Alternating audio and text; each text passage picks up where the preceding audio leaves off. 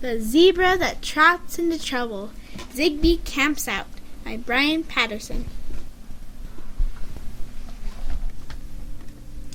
High above Mudwater Creek, Zigby lives in his treehouse. One morning, Zigby received a strange package from his Aunt Zandra.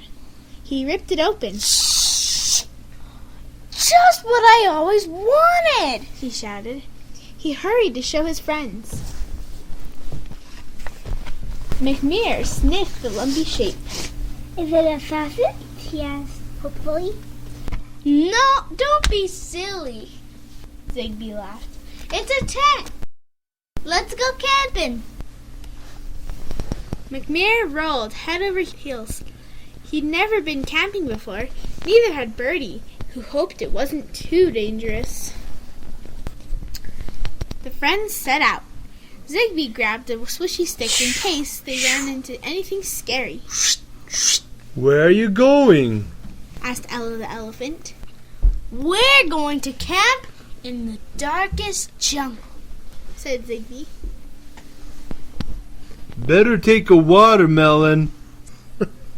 Camping is hungry work. Let's go! They climbed tall mountains, waded across swamps, and fought through tangled forests. Finally, Zigby said, Stop! This is it!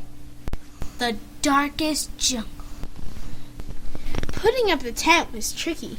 There were so many poles and pegs. It's a bit crooked, but it'll do, said McMear. They squashed inside. This is fun! When do we eat? First we need a fire. I'll get some wood. Zigby and Bertie waited in the tent. The sun set and the jungle grew dark.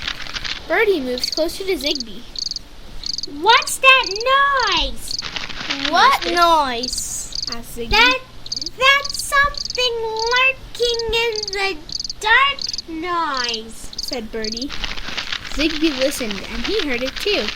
He reached for his swishy stick. Bertie moved even closer to Zigby. What's that noise? What noise? Asked Zigby. That's something waiting to pounce noise. Zigby listened, and he heard it too. A rustling, scuffling sound coming closer. Bertie clung to Zigby. It's right outside. I can hear it dribbling and snarling.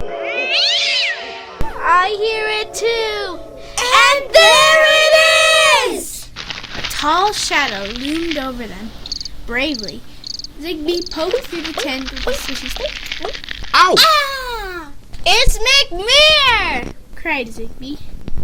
And he's eating the last of the watermelon, said Bertie.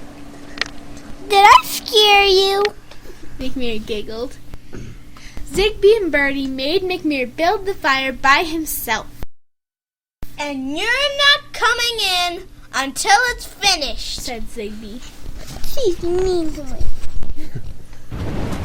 As McMear put the last log on the fire, he heard a sound like distant thunder. He pricked up his ears. It was coming toward them, growing louder and louder. The ground shook and the trees trembled.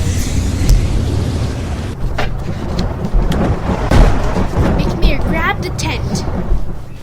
Let me in, He begged. something's coming. McMear, stop playing games.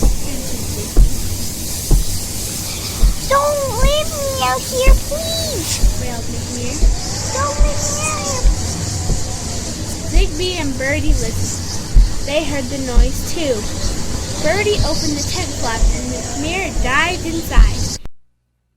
The friends huddled together in the dark.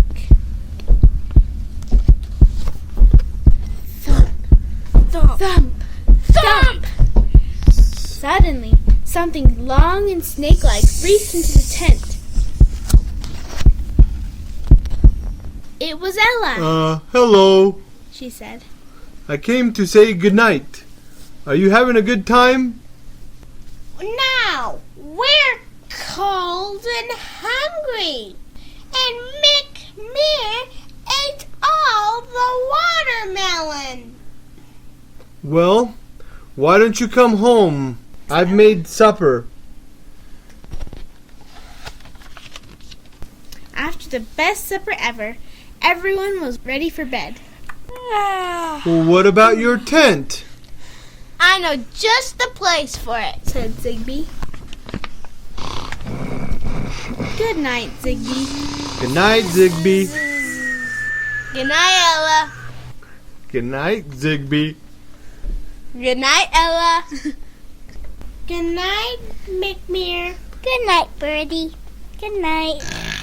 Good night, Good night, everyone. Good night. Good night. Good night. The end. That's enough. The book's over. I know. The end.